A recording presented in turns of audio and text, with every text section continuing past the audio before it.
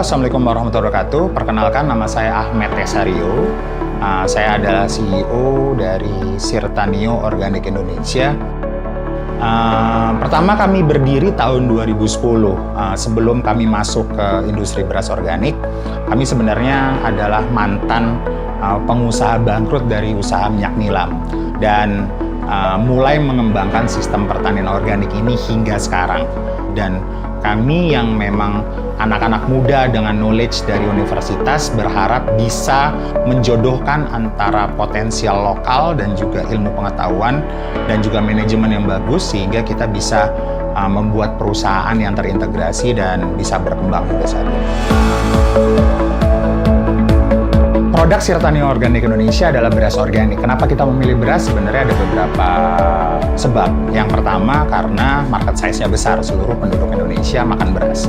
Yang kedua, kita pengen merubah sistem yang ada di beras Indonesia yang tadinya petani beras itu kurang sejahtera dengan menggunakan sistem yang diadopsi oleh Sirtanio dengan mengkonversi dari non-organik jadi organik. Kita bisa meningkatkan pendapatan petani hingga 16%. Pada saat awal petani bermitra dengan kami, kebanyakan lahannya belum organik, sehingga mereka harus ikut program kami.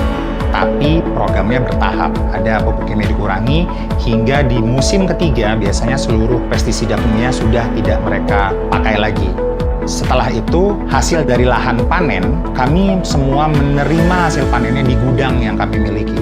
Ditimbang, setelah itu produk kemudian dijemur, lalu setelah kering, gabah kemudian kita giling di penggilingan khusus beras organik. Tidak kita campur dengan beras manapun.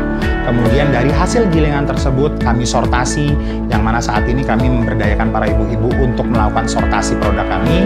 Lalu dari sortasi produk ini di-packing dengan kemasan vakum. Tujuannya kemasan vakum karena beras ini organik dan rentan sekali untuk rusak dan terpolusi oleh beberapa serangan khusus yang kimia.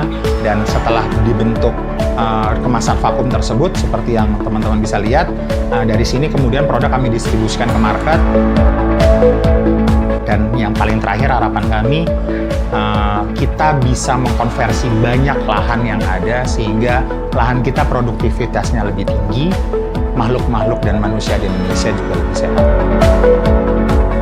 Sirtanio itu berasal dari kata-kata ngesir dan tanio. Itu sebenarnya sebuah ajakan.